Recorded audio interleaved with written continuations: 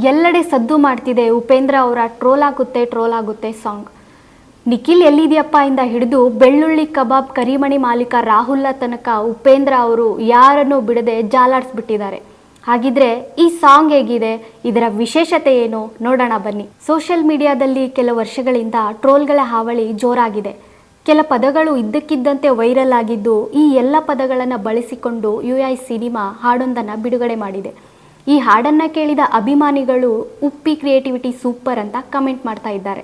Cheap ಸಾಂಗ್ನ promo ಬಿಟ್ಟು ನಂದು ತುಂಬ ದೊಡ್ಡದು ನಿಂದು ಅವನಿಗಿಂತ ಚಿಕ್ಕದು ಅಂತ ಕೇಳುಗರ ತಲೆಗೆ ಹುಳ ಬಿಟ್ಟಿದ್ರು. ಫೆಬ್ರವರಿ 26ಕ್ಕೆ ಕಂಪ್ಲೀಟ್ ಸಾಂಗ್ನ ರಿಲೀಸ್ ಮಾಡೋದಾಗಿ ಹೇಳಿ ಅಭಿಮಾನಿಗಳಿಗೆ ನಿರಾಶೆಯನ್ನು ಉಂಟು ಮಾಡಿದ್ರು.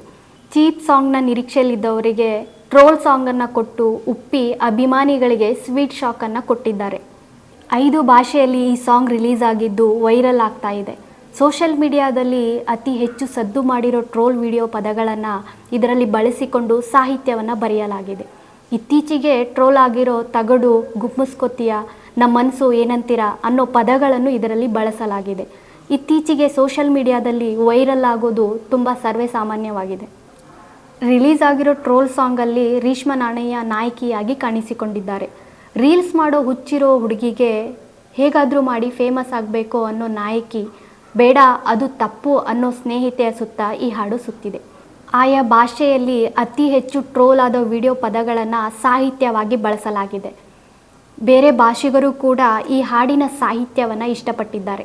ಯಾವುದೇ ವಿವಾದವಾಗದಂತೆ ಕೆಲ ಟ್ರೋಲ್ ಪದಗಳನ್ನು ಬದಲಾಯಿಸಿಕೊಂಡು ಇದರಲ್ಲಿ ಬಳಸಲಾಗಿದೆ. ಸೊ ಟ್ರೋಲ್ಗೆ ಟ್ರೋಲ್ ಮಾಡಿರೋ ಉಪ್ಪಿ ಸಾಂಗನ್ನು ಕೇಳಿ ನಿಮಗೇನು ಟ್ರೋಲ್ ಮಾಡಬೇಕು ಅಂತ ಅನ್ನಿಸ್ತು ಅನ್ನೋದನ್ನು ಕಮೆಂಟ್ ಮಾಡಿ. SSTV ಸಿನಿಮಾ ಜಗತ್ತಿನ ಕ್ಷಣ ಕ್ಷಣದ ಸುದ್ದಿಯೊಂದಿಗೆ.